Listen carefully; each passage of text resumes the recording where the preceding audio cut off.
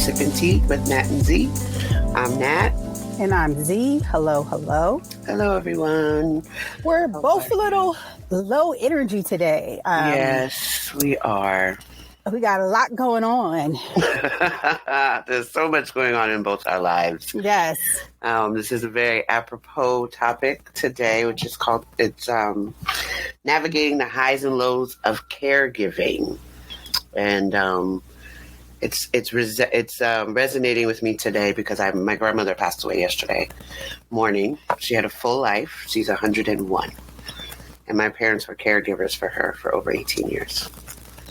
So it's very timely and apropos, I would say. Yes, very much so. And I understand the whole caregiving thing. You do. You know, from taking care of my grandmother with my sister. Mm-hmm. So we both have a unique perspective on this topic. So we're just going to go ahead and dive right into it. Mm-hmm. The tea of the day. What do we have? What's the tea on the table? So the tea on the table, I thought it's a bit of a tea set, a caregiver's tea ritual.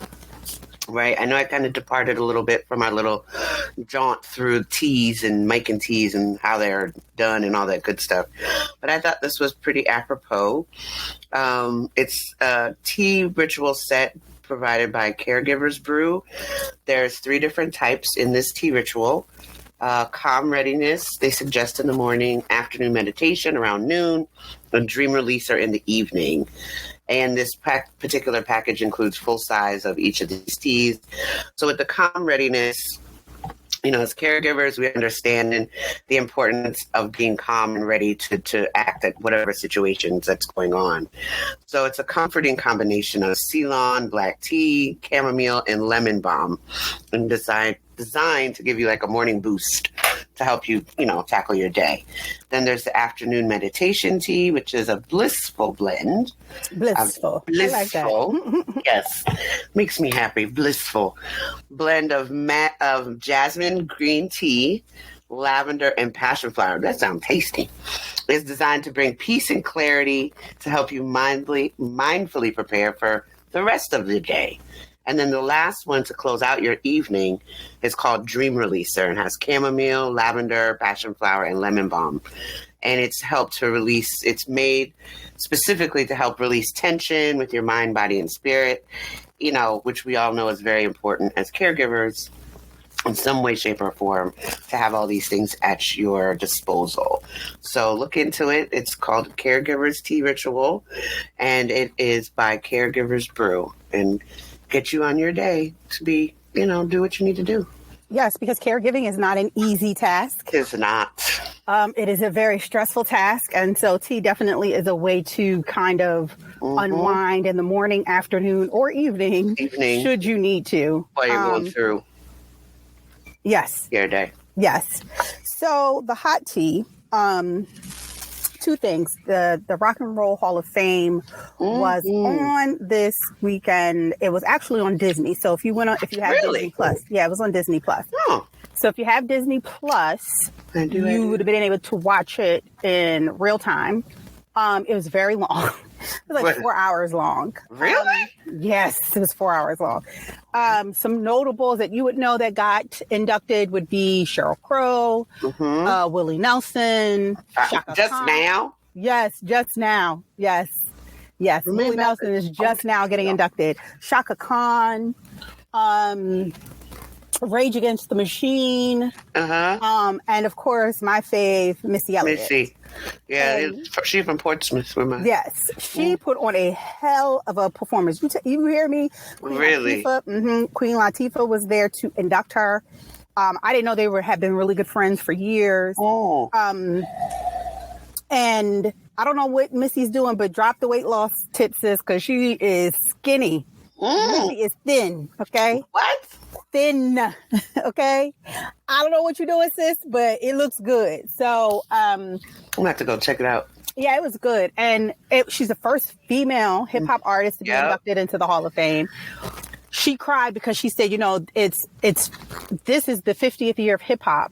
And for her to be inducted, it says a lot. She said, sometimes in hip hop, you feel like you have so far to go. You're so far away from what people consider to be, the popular music or the music that matters or the music that really resonates, so to speak. So I thought that was a pretty beautiful, moving speech. And then last is Megan Thee Stallion came out with a new song called Cobra. Oh, yeah. I'm going to say of all of the projects that she has put out, all of the songs, this may be one of my favorite songs. Really? Yeah, I mean, she's been vulnerable, but this is just basically wrapped up what she's been going through this past maybe 2-3 years behind the Tory Lane situation. And, I feel like now people need to just back up off of her because she's like, yeah, I drink a lot because I'm depressed, because I want to slit my wrist because of all this bullshit I'm going through. I don't have my family. I lost both my parents. Then I'm with this ninja. I guess I'm going to assume it's Party because that's the only significant relationship that we have seen her be in. Who? Party, her boyfriend. His name is Party. Apparently he cheated on her during the relationship. She caught him getting fellatio. Oh. Yeah. So, and the Twitter and Instagram was in a tizzy. They was like, come outside. Party, we don't want to hurt you. We just want to talk. Just come outside. Ooh. Just come outside. We'll see you outside. Catch me outside. Catch me outside. And then in the most toxic male response you could do, he posted 2 videos in his IG story. One of Future, who is the most toxic man alive. Yes. And then Tristan Thomas, Lord, who everybody knows is Khloe Kardashian's baby daddy, cheated on her 2 times over. So I don't know if he thought that was giving. It wasn't. It actually, I feel like, escalated the situation. If it's not true, then you don't even have to respond.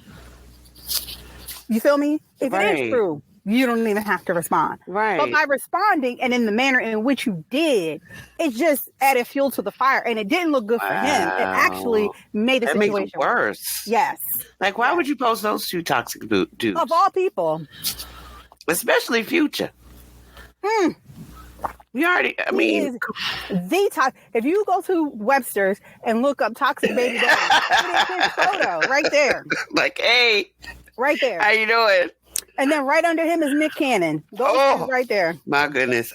We talked about that. We were, I think during the conference this weekend I went to, and the ladies and I were at lunch talking about toxic situations regarding Nick and what kind of agreement these ladies have with this man, if it was polyamory or polygamy, because it's all financially right, because all these women are agreeing to continue to sleep with this man who apparently can just procreate and populate the world, and they don't care as long as they're getting money. Yeah, I mean, let's keep it 100. Yes, of course, because who else would agree to this situation in this context? I mean, there's a lot of chicks out here that got baby daddies in the same situation, and they still with them, and this dude ain't offer them jack. That is true. However, this situation would be appealing to a vast majority of people in a financial scope, because who would be okay? Now, there are women who find themselves in situations with men who have 8 other kids, right? Yes. And then it's a whole bunch of drama and nonsense. But these women knowingly went into these situations, not just having one child by this man, multiple children by this man, and multiple children. He had a child with you. He went to somebody else, had a child, went to somebody else, had a child, spun the block back to you. You had another child with him. That situation, to me, that's so toxic to me. He needs therapy. So do the chicks. Well, they do. The one girl, she was like, well, this is what she said. I would talk to him first before I start dating, because I don't know how comfortable he would be with that. I'm sorry, what? Wait, what? He just impregnated 8 million women. And you heard about getting his permission? Listen, that's why I'm glad Mariah ain't nowhere near that, okay? The mentality of some of these young people blows my mind. But these aren't young people. I know, but it's just the conversations that are trickling down. It's like, is it coming from the 40 and up crew and it's trickling down to the young people? Because it's a continuum across all ages. I feel like... Is it chicken or the egg, or the egg or the chicken? Like, because it's just mind-blowing to me. But I will say, to bring it back real quick, he is a caregiver on multiple levels. Financially. I don't know if he's a caregiver. He a something giver. I don't know if I would necessarily class it as care. Well, he's giving care financially in some way, shape, or form. There you go. Mm-hmm. I just kind of feel like the people who suffer the most in these types of situations are the children, because of course you don't have a relationship. Let's be clear. There are a lot of single parents out here who are doing the damn thing. Mm-hmm. And some of them are doing the damn thing by default. Some of them are doing the damn thing because they had no choice.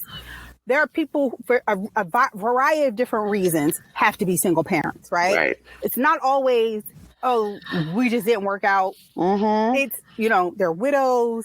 There are a lot of different scenarios that causes you to be a single parent. So this isn't taking, what I'm about to say isn't taking away from those single parents that are doing the damn thing. But I know that it's easier when there are two active parents. Keyword, active, because you can be in a two-parent household and there be a default parent, and then the partner weaponizes incompetence to keep you from, to put you in a situation where you feel like a single parent. Right. Okay. I'm talking about those situations where both parents are very active and very present in the home. Children tend to thrive better in those situations, right? Usually, but not always. But I feel like if you're not going to be 100% present, do you know how, like, growing up, how that would make me feel as a child, that my dad is just out here populating the world and I see him maybe for 10 minutes on Christmas? Right. Because what about him and Mariah's kids? Because they got to be sitting back watching this like... We the first kids. And you know what I'm saying? WTF. We the first. And now all this other stuff is going on. Like, psychologically, what is that doing to your children? I would say maybe Mariah's children are probably and I could just be wrong, but this is my assumption. Maybe Mariah's kids are the most well-adjusted out of all of them. They had him the longest. Right. And she is in a position in her own right to give her children the life without having him be present, if that makes sense. She don't need his money.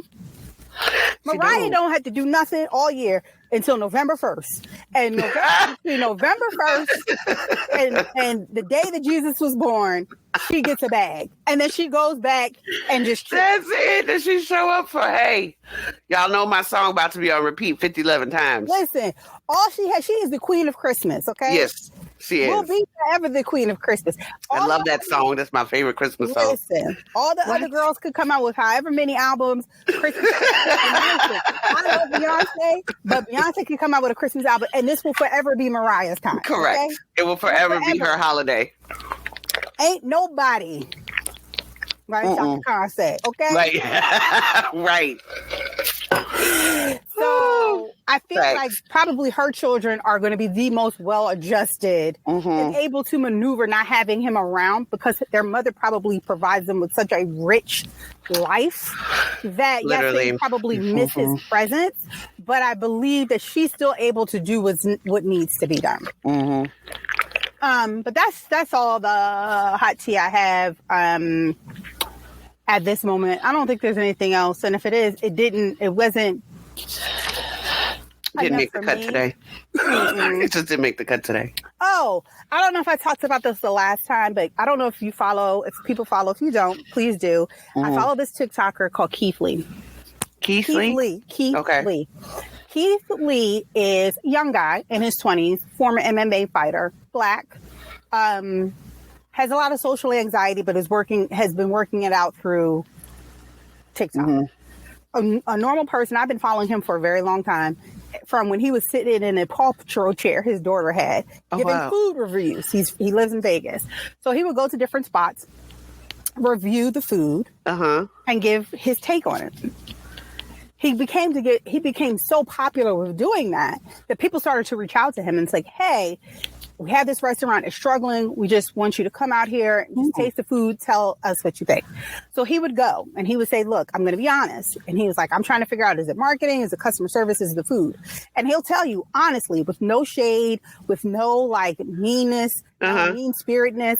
He will say whether he likes the food or not. And he'll tell you, I like my food like this. So if you like your food like this, then you will enjoy this. Got it. So he has helped restaurants. Like, he had went to one restaurant. They had nobody. He came, filmed it. Nobody was there. He tasted the food. He was like, I don't know why they don't got business. Customer service was a 10. Food was a 10. Price was a 10. 2 months later, he went back. Their line was still out the door. What? Yes. Yes. I hope they paying that man. He is, and he don't ask for, when he goes in, he pays for his food himself. He don't ask for nothing. He's gotten so big that now he can't go in. He sends other people in to get the food because he knows that if they see him, that they're going to jazz it up a bit. Oh, right. So now he's been taking his thing on the road and he just pops up. He don't tell you where he's coming. He just pops up. So he popped up in Atlanta and people were excited because people have been saying for a very long time, and this is even before Keith Lee started this. I know I've heard a lot of people talk about how trash the Atlanta food scene is. And it's overpriced, that if you're not a star, you're not going to get seated. They have crazy rules. And I'm going to say this is more so for the Black establishments, the Black owned establishments, that this tends to be the case. He went down there and Lord, Atlanta is in shambles. What? Every place he went to, almost every place he went to had bad customer service, had crazy rules. He couldn't get food. He went to Candy's restaurant, was like, I came in, they told me it was like a 2-hour wait when they found out who I was, and it was only a 5-minute wait. And he's like, and I don't do that. Yes. And I think maybe he wound up getting food and it wasn't good. I don't know. It was just, there were only 2 restaurants that he actually got to eat food from. One was a Jamaican restaurant, and he actually went back and told that woman that she was awesome. Like, she don't know why she's not doing well. Her mother, I think it was her mother's restaurant. Her mother had just passed away, so she was trying to keep the business alive. He said the food was, it was a Jamaican restaurant. The food was awesome. And then it was like this bodega. And he's like, it's just your childhood food. Like, it's nothing fancy. Right. It's like grilled cheese, nachos, but he says it's very good. That's a good idea. Those 2 places, business shot up. He went in to the Real Milk and Honey. Lord Jesus. You know we got the milk and honey here. Yes. Woo, all the rules that they have, you know the rules that they have at these. Yes. Same rules. And he was like, I don't understand. And it was rules that didn't make sense. Like no parties of 4 or more, right? But then halfway down it said, if you're a party of 5 or more, we automatically add gratuity. They was like, but you just said you couldn't be a party of 4 or more. Like, and you know, as many times as I've been there, they don't substitute stuff. They can't do none of that stuff. And they said, well, we don't provide customer service. We provide food. That's not what? Yeah, that's what they said in one of their statements. So now this man has been getting death threats behind giving an opinion. Death threats? Say what now? Take a break now. Because it ain't that serious. And I said, I don't blame you. Very humble man. Very God-fearing. Very loving. And I mean, a blessed man. He went to one restaurant. I'm going to wrap this up. He went to one restaurant and he said the service was so on point. He wanted to give the waiter $1,000. Wow. Well, when he went to give the money, they said, well, is this tip for everybody? And he was like, yeah, okay, sure. He was like, I didn't have a problem with everybody else, but I wanted to make sure that this man was good. Right. So when they left the restaurant, he sent somebody else in there, back in the restaurant, to get the waiter to come out. So he came out, he talked to the waiter. He's like, let me tell you something. He was like, I've been a lot of places. You specifically, your customer service was so on point. I cannot. He's like, here is $1,000 for you. Don't share it with nobody else. He got that man $1,000 tip. Wow. Yeah. And this man is now getting death threats over some food. You hear me? But we know that. unfortunately, sometimes when we go to some of our establishments, We know. customer service is not their strong suit. It is not. And let me tell you, you know, At all. It's not. If you go on Twitter, go search it, Atlanta food scene. I'm talking about years and years of So Twitter. this isn't new. No. Atlanta food scene is trash. People know this. It's mid at best. And it should be so much And let better. me tell you, this is coming from somebody who's not a foodie, right? But I know good customer service. Like, I don't like the food scene in DC, personally. Me personally. I know a lot of people who thrive in this here. DC is a foodie town. It is, but I feel like DC is very pretentious, right? I like Philly's food scene. The reason why I like Philly's food scene, yes, I'm from Philly, but Philly has a lot of like mom and pop places, but then very okay, bougie places. Right. And then they have a lot of things, yes, in between. I know where to go to get a good cheesesteak, and I know where to go to get a good steak dinner. Right. You feel me? Here, it's just like everybody's trying to be on the Michelin. And I'm just not for it. Just not here for it. Personally, me. I like comfort foods. If I want to be fancy, I want to be able to go somewhere fancy. If I just want to be able to go to the corner store and get me a nice cheesesteak, I want to be able to do that. And you can't do that here. Can't do that here. But that's neither. I'm not out and about in the foodie scene, so I don't know. You can't do that here. But that's neither here nor there. So we're going to take a quick break and then come back with the absolute topic. I promise you guys. But this is just caregiving.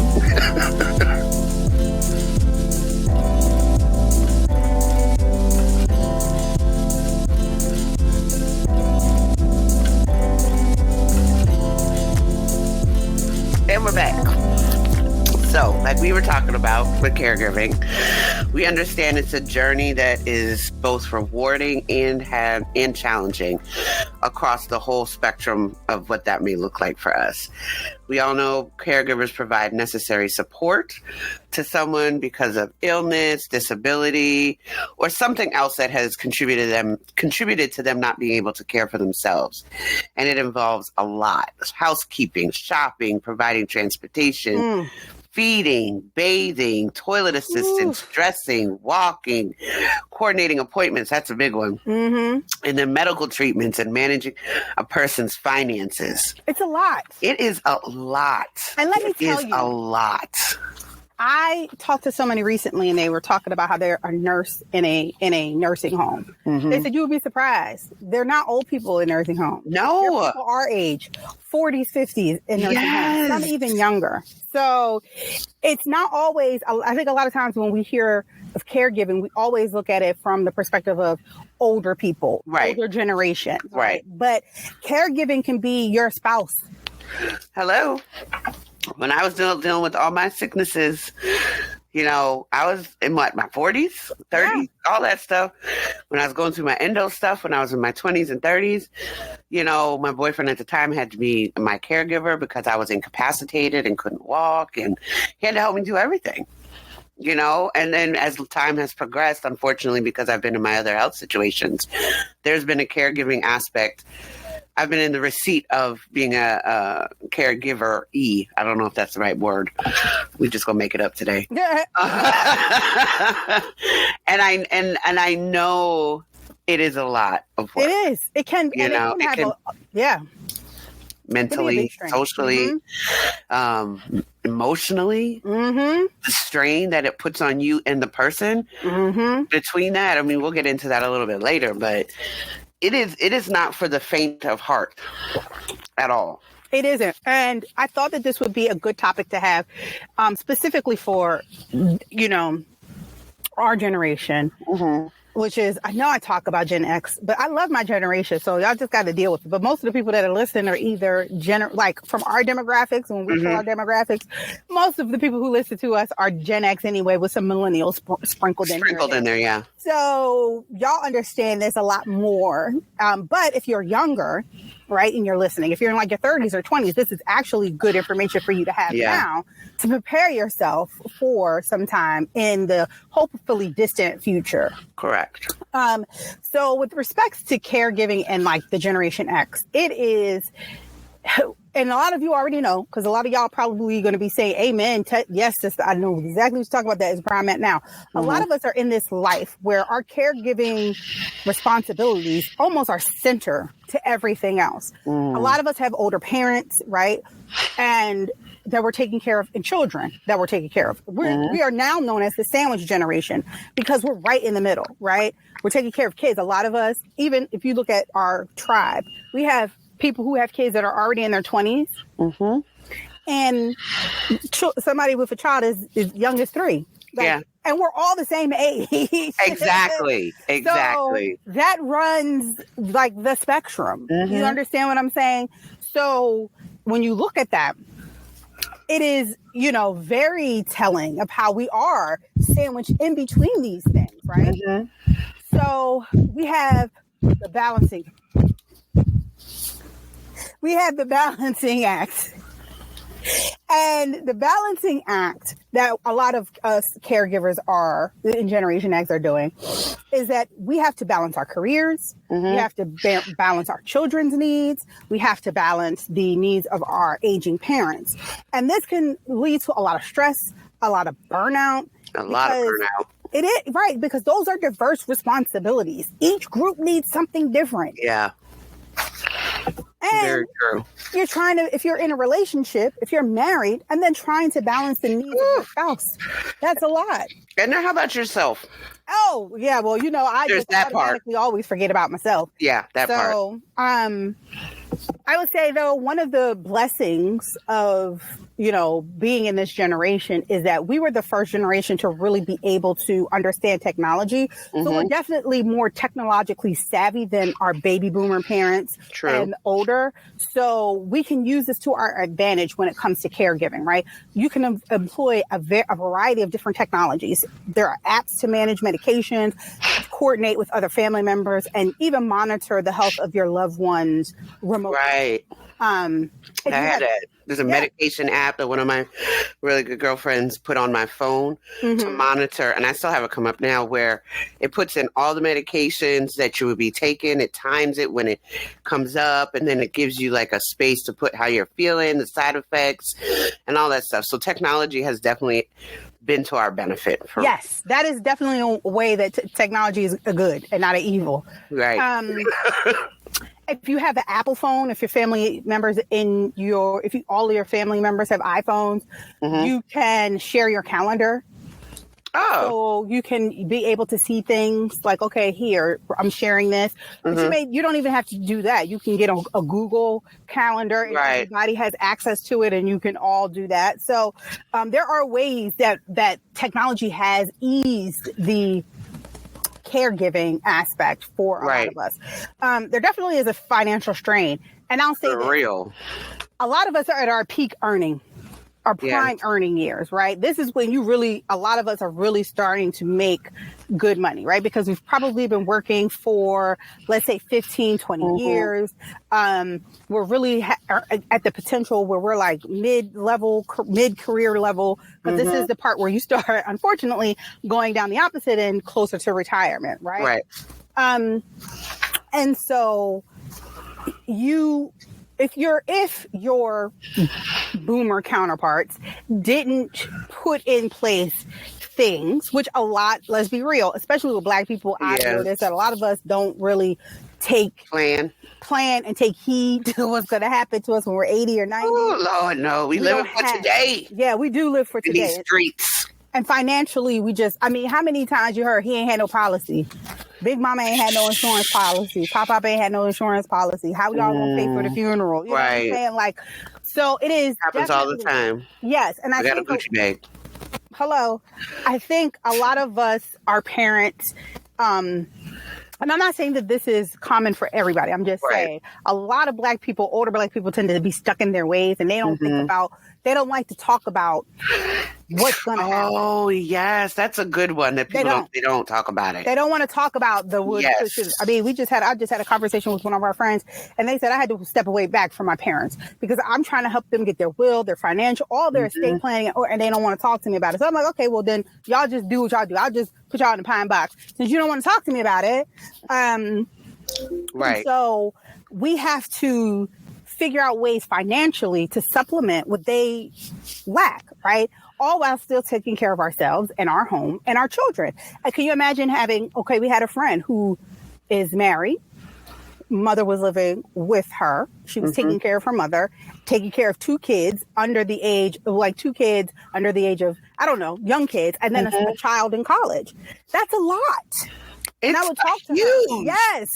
Financially, I don't know how much of a strain it was on them, but I mean, physically, and mentally, emotionally, it was a lot. But again, the financial strain, think about it. What if you have to stay home with them? Like if you're in a position, like I'm in the government, right? We're in the government. So we have a lot of flexibility when it comes to our leave, right?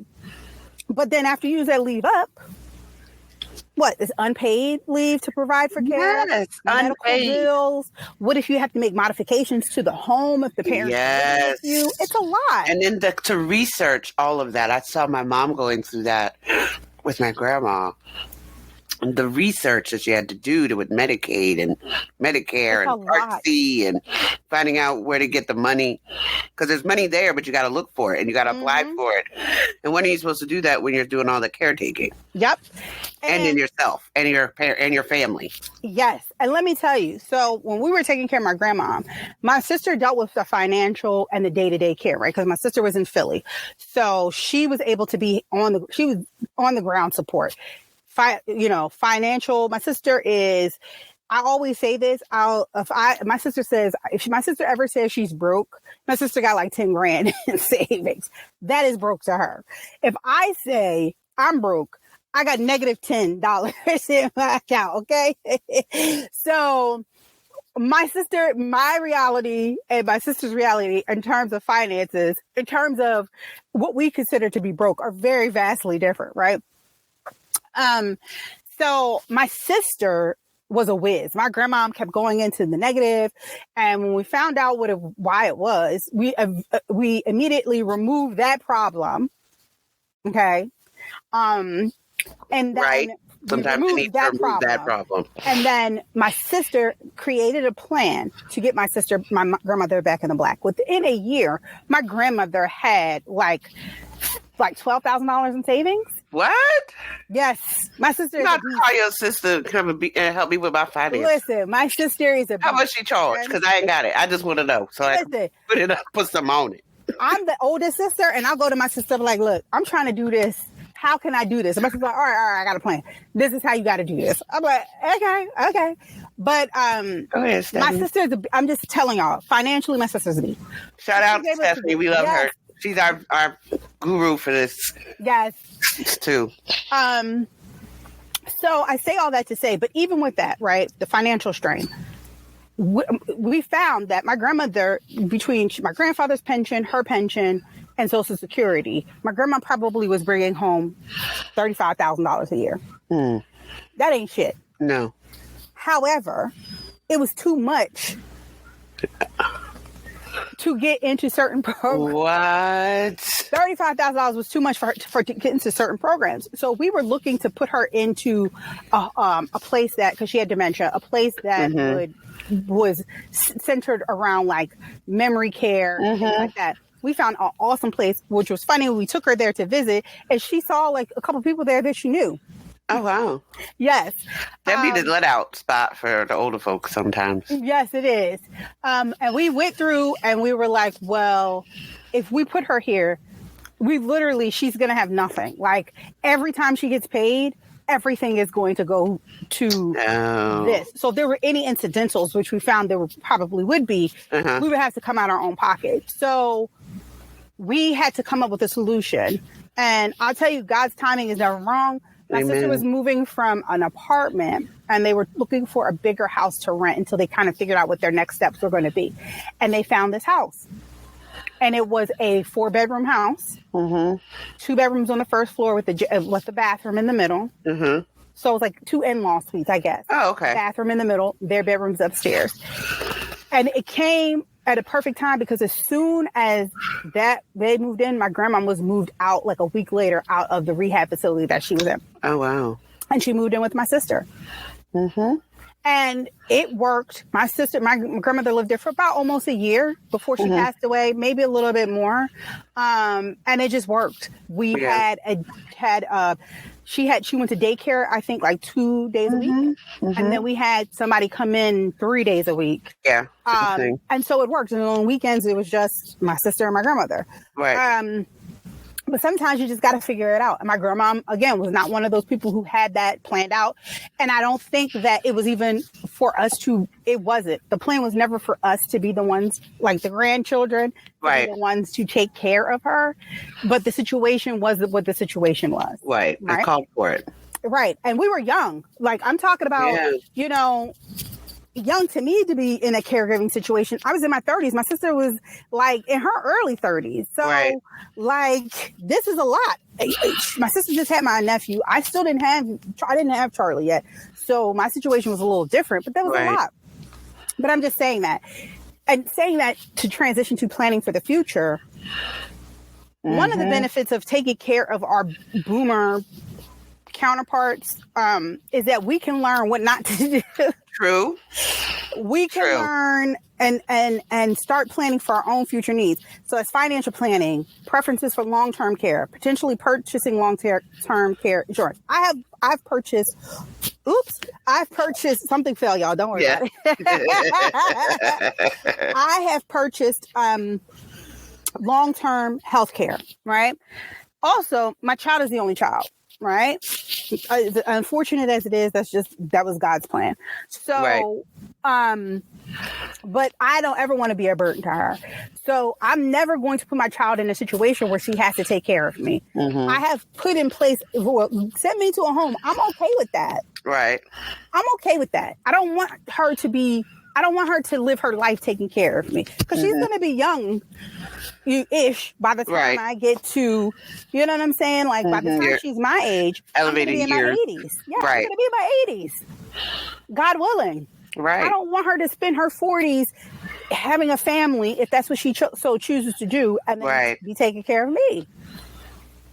Yeah, my mom said the same thing. And my dad said, she said, y'all can just send me and your dad to a home when y'all get older. My dad said, home where? We have two places we can live, with Nat or with Chrissy. So you can go on to that house by yourself, go on to that home by yourself, but I'm moving in with my kids. My mom was like, you just gonna leave me? He was like, I'm gonna go live in the house with them. You can go live in the nursing home if you want. Listen, we have another friend who I just talked to, and she was saying her mother is actually taking care of her mother. So her mother is taking care of our friend's grandmother, right? And she's saying how hard it is. And she's like, I don't want that. And my mom was like, I don't want you to do this for me because it's a lot. So I feel like you really do need to start, if you haven't, have a plan for the future for your children to talk about how you want to be taken care of.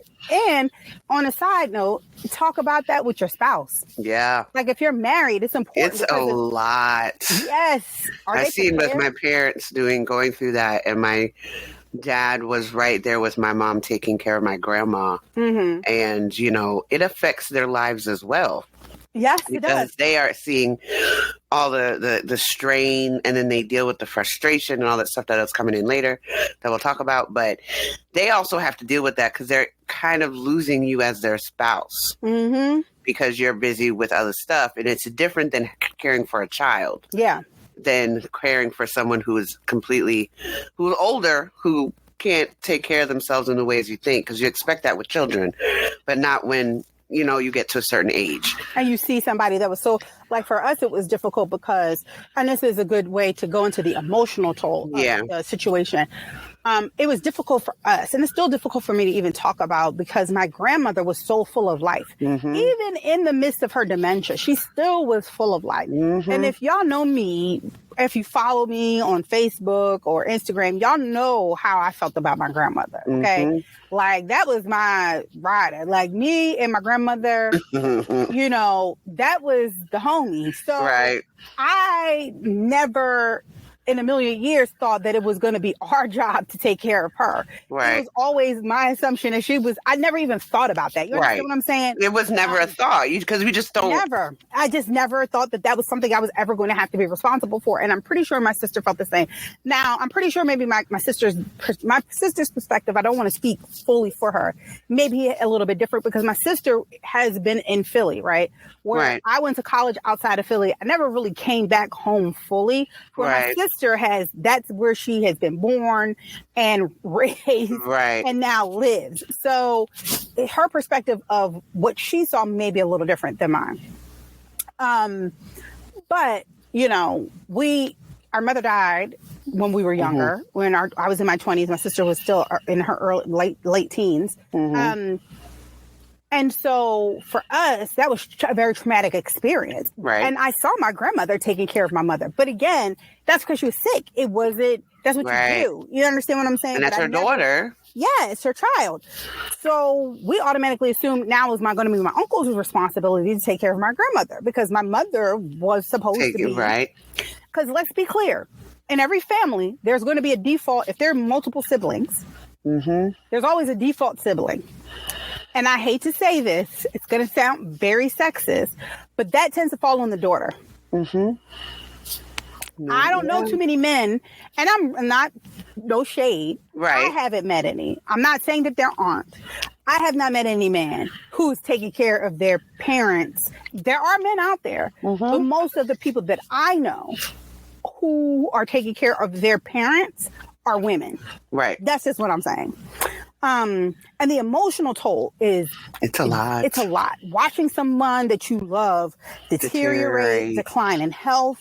Yeah. You go from them being your caretaker to now you being their caretaker.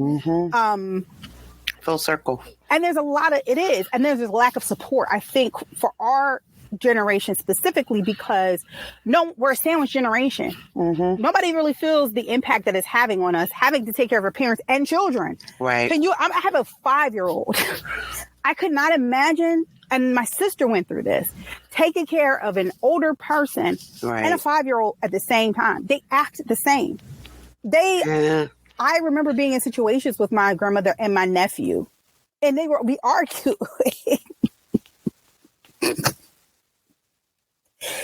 And I'd be like, these are two kids arguing, literally. Even though my grandmother was an adult, they would be beefing. They would have beef. She would snitch on him. He would snitch on her. Snitching. Oh, Grace. So it just was a lot to take in. But their relationship was very special and very unique. Right. And emotionally watching that, it's just hard. Yeah. It's just very hard. There is a definite toll. And then you're doing that while you're still taking care of somebody else, your child, and you're like, damn, I don't want them to do this. Right. I don't want them to do this heavy lifting for me. I don't want Charlie. I get emotional thinking about it. I don't want her to do that for me. Right. And I know a lot of people are saying, why not? That is too much. It's just too much. I don't want that for her. Right. It's a lot. I mean, there's, it's a spectrum. Like we said, you navigate the highs and lows of this, and emotionally, it's a significant challenge that a lot of people face, and they are not equipped for it. So they don't know how to, it can be rewarding that you're helping someone or what have you, but this is some people's line of work.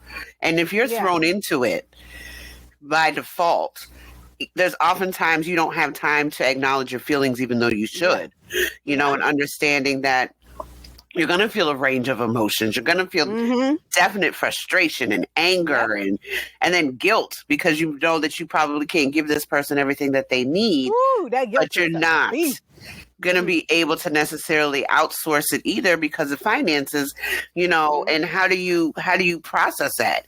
You got to go and seek support. And what does that look like? That could be from online. It could be from other caregivers, other support groups. It could be from professional services, enlist the help of family and friends that could maybe give you a break. My sister and I did that for our parents over the holidays. I think it was last year. We sent them away for the weekend to like the Poconos or something, because they hadn't been able to really go anywhere, so to speak, because my grandma lived with them full time. Yes, they had a nurse like 3 days a week as well. But in the meantime, my mom is the one getting up and getting her ready and taking her out the bed and the heavy lifting and, all of that and the cleaning and stuff like that. But you also, all while doing this, you have to learn how to say no to certain things, that are draining you beyond your capacity. And that's mentally, physically, emotionally. And you have to know when it's time to ask for help, which may be hard because maybe not everybody, because think about it. If you know you have a particular situation with someone that has challenges, for you to enlist your, your family and friends, you don't know if they're equipped to do this either. No. Honestly. No, because let me tell you, you said setting boundaries. And setting boundaries is definitely one of the things that is high on the list. But I'm going to tell you, me and my sister was like, how the hell are we going to do this? Because ain't no way my uncle was going to be able to do it. My uncle left my grandma at the bottom of the steps, emaciated, probably 2 hours from death. What? We wasn't trusting him to do shit. I get it. But you still have to set boundaries, and you have to, like you said, when you said seek support and set boundaries, and acknowledge your feelings. Part of that, all of those things is like, it's hard because sometimes you lash out at the people that you're seeking support from. Yes. I've seen that as well. During that time period, we had an argument. And it was like the first argument we had since like 1997. And yes, I remember, because that was the last time me and my sister got into a physical altercation. Don't judge me. Don't judge us. Judge your mama, okay? That was the last time me and my sister put hands on each other. And we were cool after that. Right. But it was a big blowout, and we didn't talk for like a week. Yeah. Because it's hard. It is hard. My sister probably, I'll say this, and I may never have said this to her, but she'll listen to this podcast so she'll know.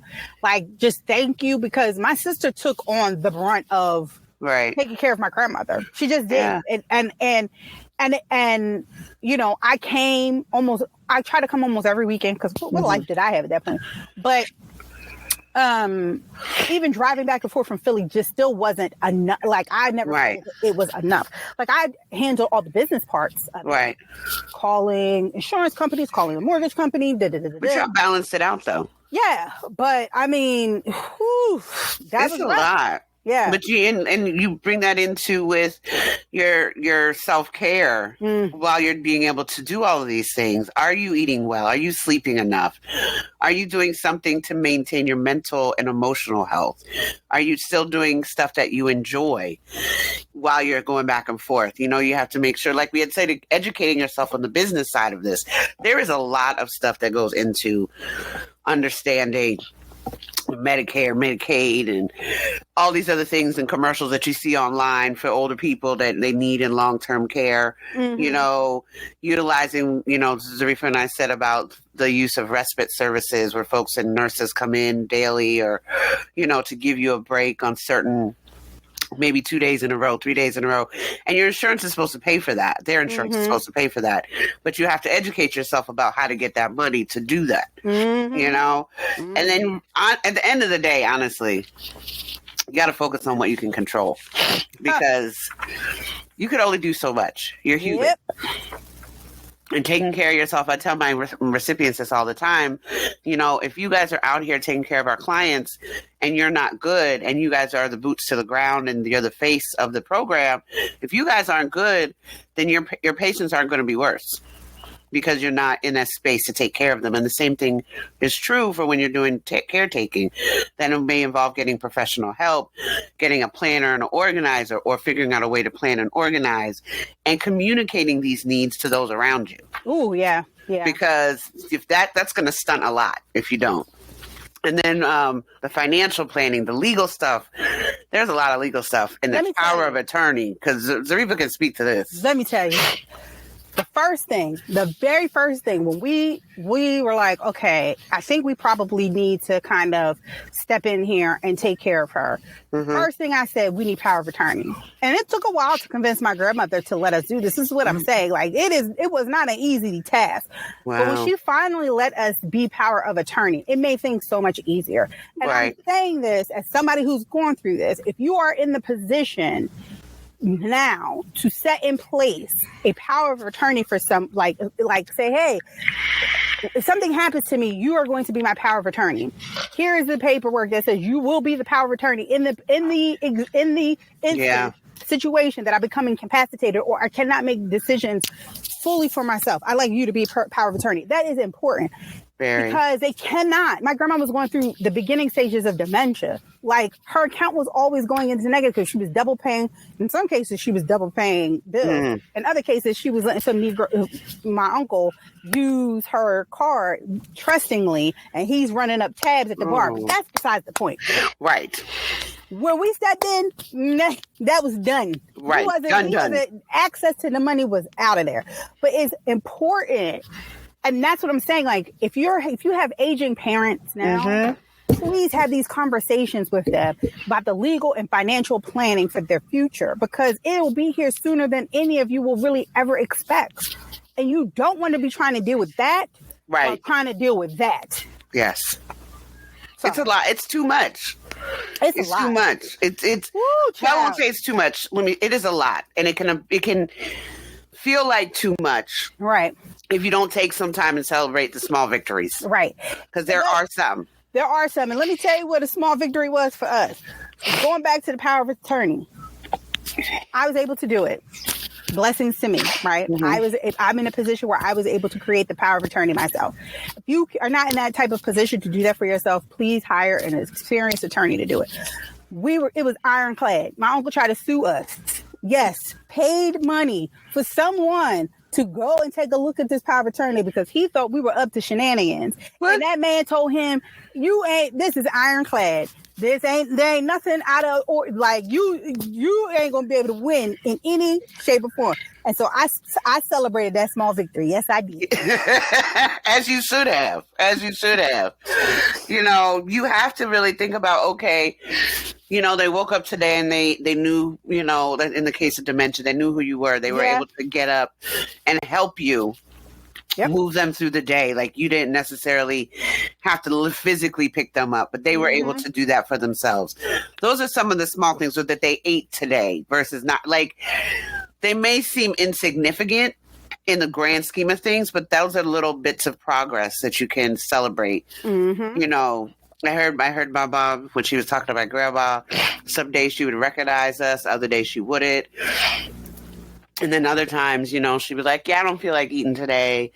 And then maybe come back and she's like, okay, I think I'm a little hungry. And then we would praise her for eating. And she's like, ate all your food and all this other stuff. So, there's little things that in the midst of some frustration, because my grandma had jokes for different things. She knew she was diabetic and she knew she wasn't supposed to be eating candy or sweets. And she literally, my mom would make her dinner or something and walk downstairs and come upstairs, and my grandma, you would see her in the candy bowl. And grandma looking at me like, shh, shh, don't tell nobody, don't tell your mother. And I'm like, Grandma, you're not supposed to be eating that. What's your sugar today? It'll be all right. No, next thing you know, 2 hours later, Mama, why is your sugar so high? Here go, Grandma. I don't know. So you have to, and comedy, humor is huge. Yes, it is. Humor is huge, and looking to bounce those stories off of other folks in online communities. It's not, it's not selfish for you to focus on what you need to do for yourself. No. To get through with this. No. It's so important. Yeah. You really have to consider your own health so that you don't end up in a similar situation and bedridden. Mm-hmm. And then who's going to take care of the both of y'all? Like, seriously, who's going to take care of the both of y'all? Facts. You got to think about this. But there are rewards to this. Absolutely. I don't want us to all be Debbie Downer, like, caregiving is such a hard job. But it is. But it has its challenges, but it can be incredibly rewarding. You can get a sense of fulfillment out of it. There are a lot of positive aspects. You can deepen the relationship with the person that you're caring for, right? It deepens the bond and it creates a unique intimacy that may not have been present prior to them being in the situation. It gives you a sense of personal growth. Like there's resilience there. I feel like out of the situation with my grandma, I developed some resiliency, empathy. Empathy is huge. Yes. I definitely know skills. I've developed new skill sets that I didn't have before. There was a sense of purpose, like understanding that I didn't have a child at that point. So it was just me and I was just rocking solo. Right. And, being there for my grandma and being able to provide her with the care that she gave us. Right. I'll never that she forget. deserved. I never forget. It still makes me emotional to this day. We were driving, I think from like a lunch or something. It was me, my sister, my grandmother. And my grandma just out of nowhere. And she had dementia, but it wasn't as full blown as what it was towards the end. And she said, out of nowhere, we weren't even talking about anything. She said, "You girls really take good care of me." Oh. And that was all that. And then after that, it was like, you ain't got to worry about gravy. It's gravy after that. About nothing, baby girl. Okay. Right. Nothing. We got you. That's what she said. She said, "You girls take really good care of me." Yeah. And I think she felt very, especially towards the end, we were there. Right. She knew it. And we were, and for your grandchildren to do that, I don't think a lot of people expect their grandchildren. Children, yeah. But your grandchildren and stuff up. So it definitely gave my sister and I a sense of purpose. And I already talked about learning new skills.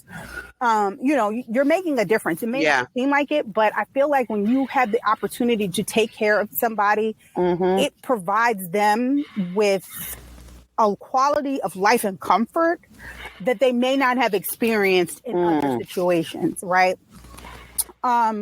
It gives you an appreciation for life because it makes you appreciate your health in that moment. Jeez. That's hard. You know what I mean? Like, I'm not going to say, I ain't going to sit here and lie and say that was, watching my grandma go through what she went through. Just, I turned over a new leaf and I was like, ooh, I'm going to be the healthiest bitch. That's a lie because that ain't happened. But as I get older, I feel like, wow, I'm having a lot of ailments. I need to get my life together because I'm too young for this shit. Like, you know how in Lethal Weapon, he'd be like, I'm too young for this shit. I'm too young for this shit, okay? Facts. I don't need to be getting out the bed waking up with aches. I'm only 46, bitch, okay? That part right there. So I got some work to do. If you're somebody who likes to give back, caregiving is definitely a good way to give back to those who gave you so much. It wasn't even a question. My grandmother did so much for us. Yeah. And that's not taken away from what my mother did. I ain't doing that. Right. But my grandmother was a real one. You understand me? My grandmother was a real one. She did a lot for me and my sister. So it was nothing. What? Right. I'm there. It also helps you build a different type of community. And that community you can use in the future. Doctors, healthcare professionals, support groups. Some of these can lead to lasting friendships and connections. And maybe you might decide, you know what, I'm going to start a care group, or maybe I'm going to find a way out of this situation to help others. You know what I mean? There's enhanced compassion, empowerment.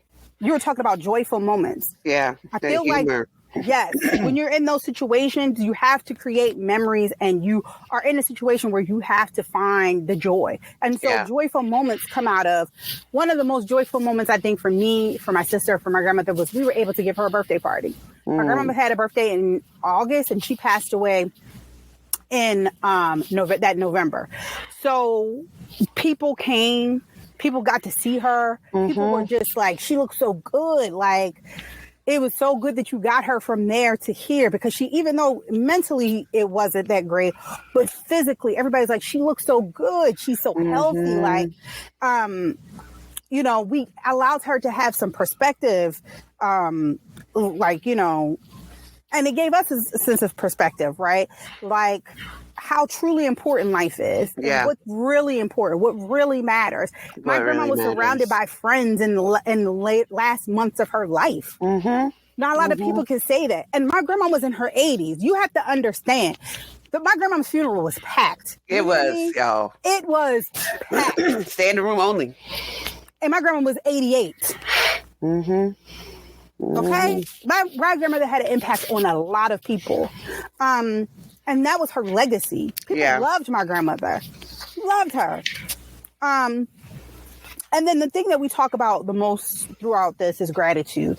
Yeah. You do experience a deep gratitude for the opportunity to care for someone who's had a significant impact in your life. And I feel like even though it's hard to see somebody deteriorate, you have to sit there and think about that you were at least able to do that. And you can spend the last years, months, days, weeks, whatever, with that person. A lot of people don't have that opportunity. They don't. For a myriad of reasons. Right. But, it's a gift, I think. It's a privilege. It's a privilege to be able to take care of someone who did the same for you in some capacity. Mm-hmm. It's a way to give back. It's a way to really spend time with someone that you may have just kind of not intentionally stepped away from because life just be lifing. Yeah.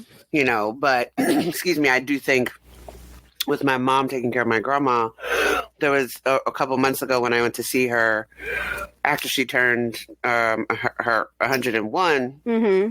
And then she unfortunately had a fall in the house, and my parents were like, this is too much. We can't handle it. Right. So then they had to move her to a home in the past couple months. And I think that did give my parents a bit of a reprieve. We sent them on vacation.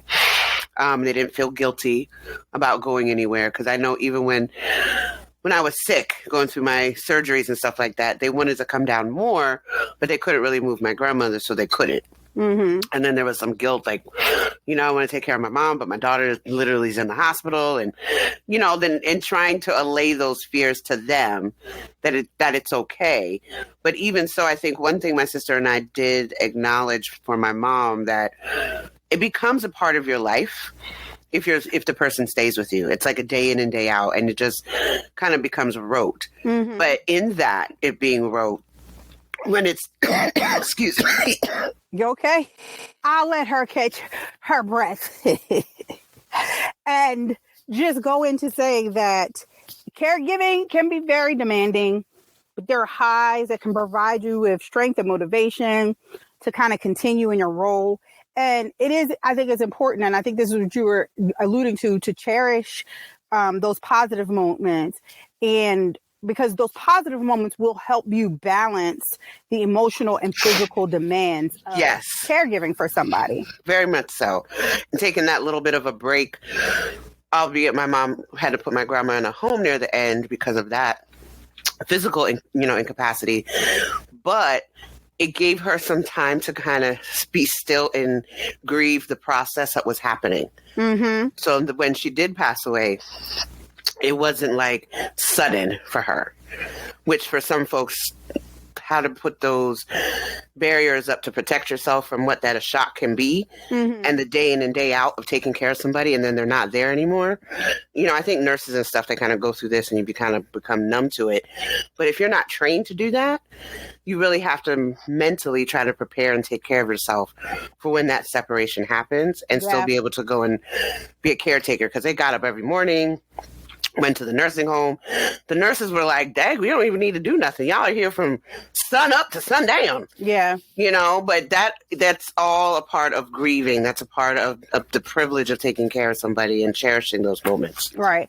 And and be clear, it's a little difficult for our generation to do that because a lot of us are still working, taking care of our children. My parents are retired. Doing this. And trying to balance all of those things. It's we're not saying it is a challenge. Mm-hmm. And we're just talking about it from the aspect of you taking care of your aging parents. Let's not even throw in, we didn't really dive deep into if it was a spouse. All of the same things apply, but I feel like that's even a different set of another level. There's another level, because if your spouse is somebody you need to take care of and your child, then your parents are starting to age, you're going to fall apart. Yeah, because who's going to keep you together? Right. And so it's important, because we always stress this here, the self-care, it's boundaries. Self-care and boundaries. That's just it, and asking for help. Because a lot of us feel like we need to be Superwoman and Superman, and we don't. It is so hard to ask for help, though. It is very hard to ask for help, but we need to start learning how to do that more. Agreed. Because, there's, like I said, caregiving is demanding. And if you're not mentally, physically, emotionally, financially prepared for it, it will take you down. Yes. Quick, fast, and in a hurry. But if you understand that and then prepare as much as you can and then find the rewards in it, you can balance all of those demands of caregiving. So let's go ahead and take a quick break and we'll come right back with the last sip of the day.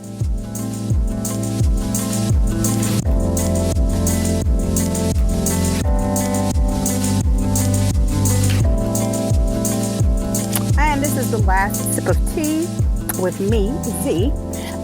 Caregiving is a journey that weaves through the tapestry of human emotion, encompassing the highest peaks of love and sacrifice, as well as the deepest valleys of challenge and fatigue. At its best, caregiving is a profound expression of compassion, a daily testament to the strength of the human spirit to uplift and provide solace. The moments where a smile breaks through the pain or when a tender handhold communicates more than words could ever express are the priceless highs that embody this labor of love with deep meaning. Yet, it is also a path marked with strenuous trials.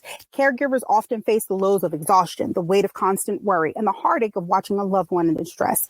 The responsibility can feel unrelenting, the support insufficient, and the personal sacrifices unnoticed. Such lows can lead to burnout, a shadow that falls over the brightest intentions, reminding us that caregivers too need care, respite, and a community that acknowledges the enormity of what they do. In the grand tapestry of caregiving, the highs and lows are interwoven, each giving context to the other and both shaping the experience into something uniquely challenging and profoundly rewarding. I did that. Snap. Snap. I did that. Well done. Well done. That encompasses everything. Yes. That we really were... we hope that you got from this particular episode. So thanks for joining us this week on Sippin' Tea with Nat and Z. You can follow us on Sippin' Tea _Nat and Z _pod. On Facebook, Sippin' Tea Nat and Z. And to get info on upcoming shows, podcasts, guests, and news. Thanks for listening again. Next week... Next week is Why People Lie. Stay tuned for that one. Yeah. Take care of yourself and each other. Have a good weekend.